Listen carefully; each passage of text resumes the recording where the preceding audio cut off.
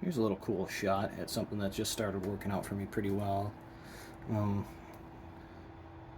So what I have here is a 6x8 converted enclosed cargo trailer. You can see there's not really any furniture or anything useful in here. So we put in a ceiling, we put in some platforms for sleeping on. We took it camping a couple times this summer, and it was extremely warm in here. So warm that on one trip we left early. So what I've come up with is a regular window air conditioner unit installed underneath the bed. And what I did is built essentially a little plenum, like a box on the back here. And the side that the air conditioner mates to the box is just a huge opening. Looks kind of like a TV screen. And then on the bottom of this section, the bottom where it interfaces the floor, is also just a wide open rectangle. And then into the floor of the trailer, I cut 2 large holes. I can show you that out back or underneath in just a minute here. And it was working really well. I had enough airflow. Initially, I tried using small circle holes to keep the floor a little bit more rigid, and eventually that would overheat the air conditioner. It wasn't getting enough exhaust through. So that new system lets enough air out that the air conditioner can run all day, which started flooding this area. The air conditioner builds up quite a thick layer, pretty deep layer of water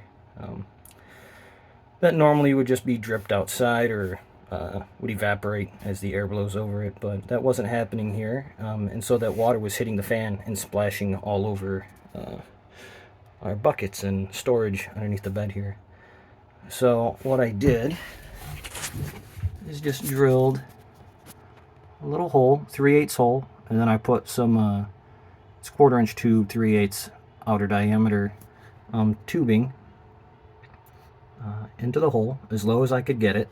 So I wanted to make sure that it wasn't sticking up too far into here above the water level. So it's pretty well flush with the oh, it's still not fully cured. It's been about 20 hours.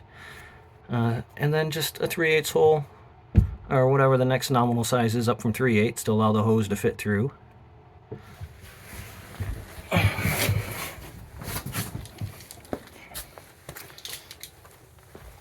It's a little messy under here, but it's very messy. That was from a different failed experiment.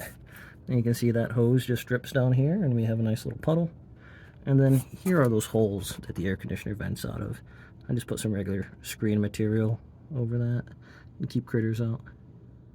Yeah, this is what I came up with as a pretty cheap alternative to air conditioning the inside. I bought that air conditioner on an Amazon Lightning deal for about $115. Yeah, and then my electric just comes in through a little surge protector, which is fed from a pass-through, and I just hook up any extension cord to the outside to get 120, and that'll run off a generator or a 20 amp receptacle at a hookup site.